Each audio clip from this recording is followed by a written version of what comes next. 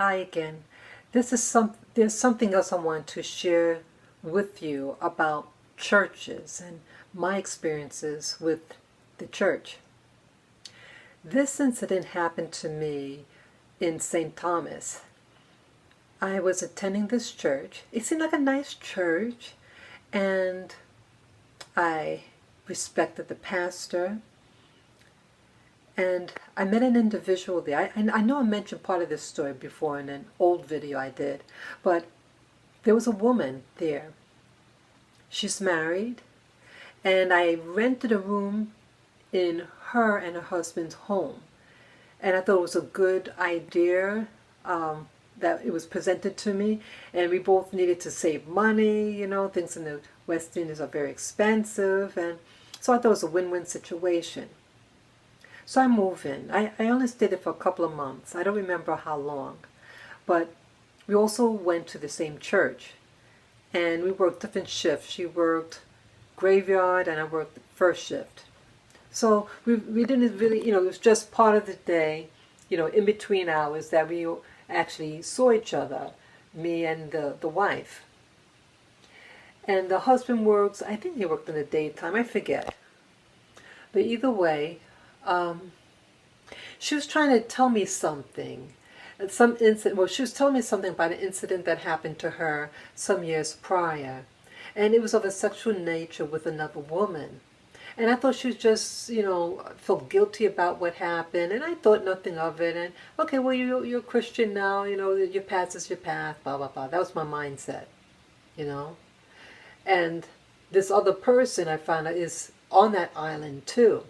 And that this other woman, yes, you're right, it was another woman that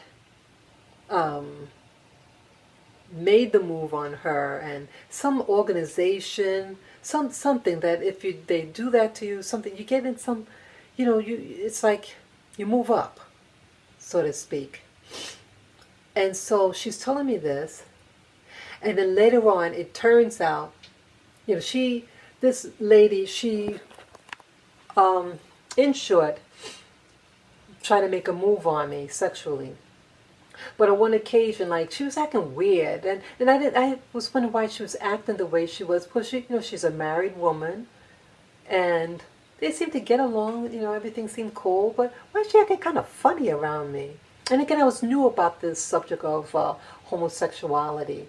This was maybe in 91, 92. And then what was that now? I had passed out. I had these bad menstrual cramps. I'm sorry to say that, but I had to leave work early because I just couldn't take the pain anymore. And she picked me up with my car. I think I forget, but she picked me up from work and drove me home. And she was giving me something to ease my pain. And I remember she was massaging my leg, but I passed out. Wow. If I would have known what she was, I wouldn't have allowed that to happen.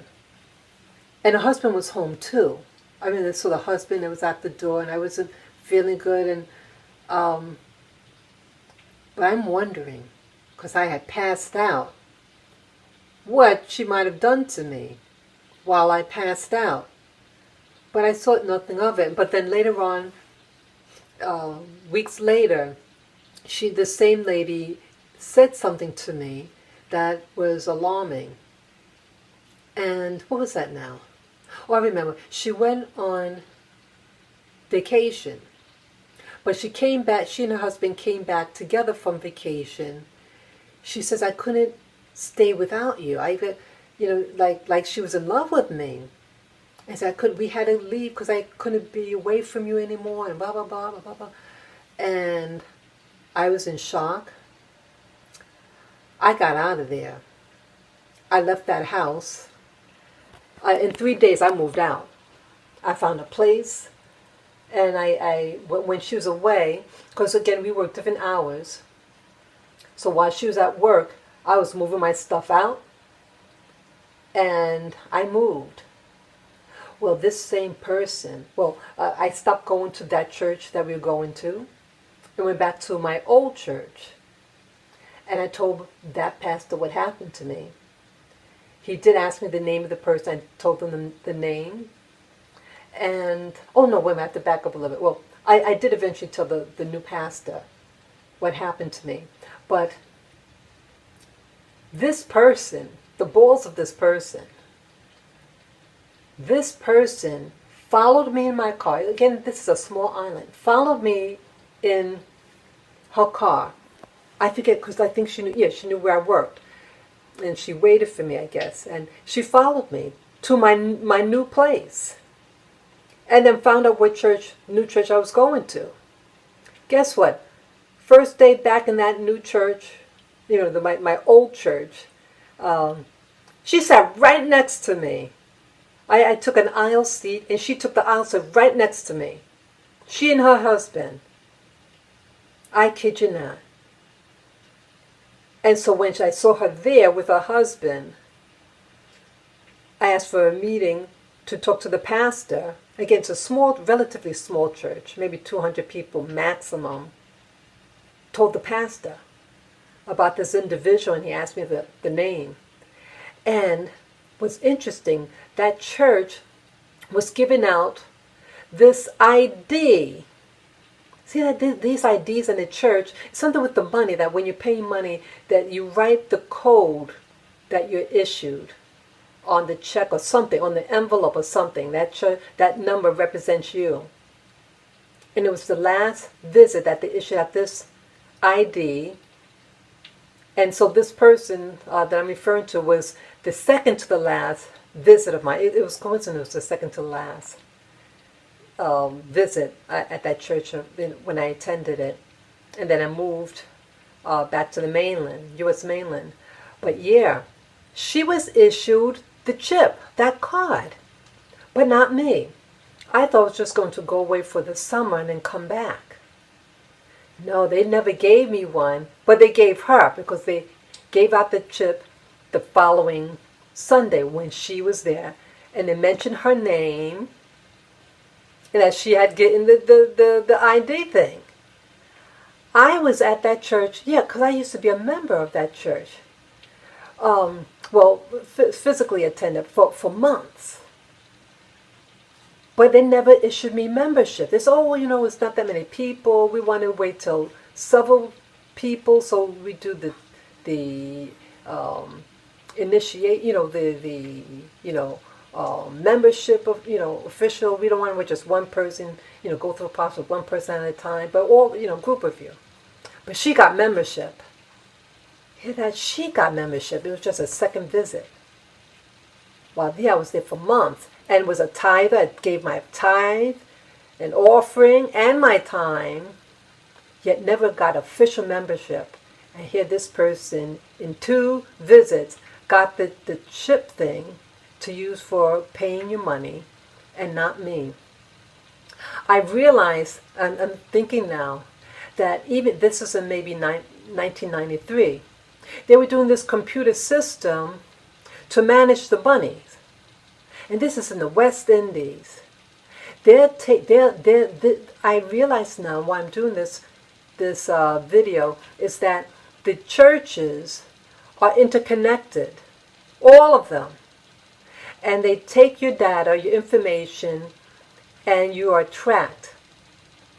And they have about your monies and everything. I'm wondering whether the monies, when you put your money in this account of theirs, whether this account is being tapped with other larger institutions.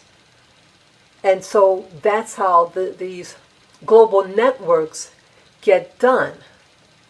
Because it's all global system, the church. And all the money is probably funding maybe what they call black ops, secret governments, secret things that churches or the Catholic Church is doing. They're all interconnected, and whether you're gay or straight, they know about it. Why did they give her membership and all that stuff, and not me? I might have been blacklisted even back then in 92, 93. So this is just food for thought. And I thought it important to share with you guys. Be careful who you meet in church, and be careful about your money. It is being used, I think, globally to finance a higher thing that's not goodly. Okay? And yes, this video is not about bashing homosexuals or lesbians. If that's what your boat is, that's your business. But to prey on people, and here you're a married person, you're preying on me, a single person, I have a problem with that. You knew what you were into, and you're preying on me. I was so naive. I didn't realize what she was doing. I was really, I was just surprised. So even you have some people who make that cover. They'd be married, a man and woman married, but they're into something, and it could be lesbians or whatever, gay people, but they're seeking out naive people like myself in the church to do a twosome, threesome, whatever.